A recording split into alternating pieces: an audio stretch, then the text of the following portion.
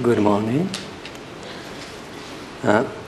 Respected Rinpoches and learned scholars, let us start this historical conference with Sangye Temba, the remembrance of the Buddha, who appeared on this earth 26 centuries ago. One particular image of the amazing stories about the Buddha has always captured my imagination.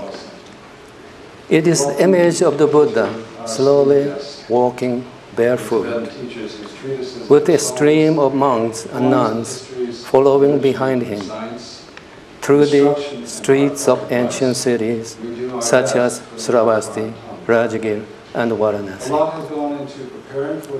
He is walking door to door for alms, and he did that until the very day he attained nirvana.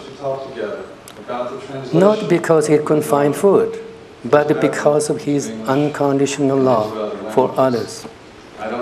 He was offering himself as a vessel for others to make merits by letting them give whatever offerings of food they could. When we think and feel such love of the Buddha in our hearts instantly transforms into the hearts of love and joy, the blessing light of the Buddha.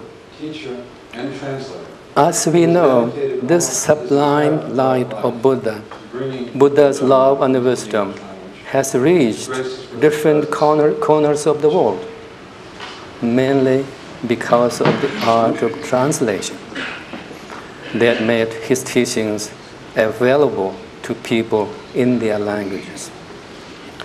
So, in the 7th century, the pioneering translator Thonmi Sambota and others brought that wisdom light of the Buddha to Tibet by translating Buddhist teachings from Sanskrit into Tibetan for the first time. Then, in the 8th century, during the time of King Tuzon, the early translation period reached its peak through the enlightened activities of Bodhisattva Shantarakshita, Guru Padmasambhava, Pandita Bimalamitra, with famous translators such as Lochin Berotsana, Kabapal Sakchoro Hujamsa, and Jiang Yeshide. Here we are having a historical conference, and so I thought it is important for us to remember the names of at least few greatest masters and Lotsavas. That's why I'm pronouncing their names.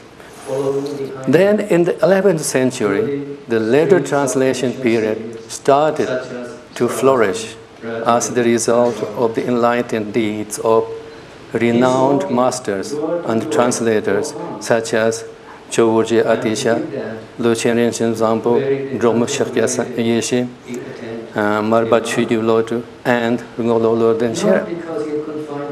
Because of the great kindness of those masters and translators, Tibet and the Tibetan language became one of the greatest sources of all Buddhist teachings, the teachings of common Buddhism, Mahayana, as well as Vajrayana. Now, today, in the mountains of Colorado, we are, I'm sure, finding our hearts filled with the remembrance of the love and wisdom of the Buddha. And I hope our minds are fully open to dedicate whatever time, energy, and gift that we have to bring and share the wisdom light, the light of the Buddha with all, through the unique skill and knowledge of translation, just as the ancient masters and Lords of us did for centuries in Tibet. Now, I would like to conclude with a verse by the great Lord of Berotsana proclaiming his own accomplishments. He says, I learned all the teachings of the Buddha I received all the instructions on the sublime joy that came from the hearts of the masters of India. I am the light that dispels the darkness of Tibet. And now it is your turn to become the light that dispels the darkness of this part of the world. Thank you.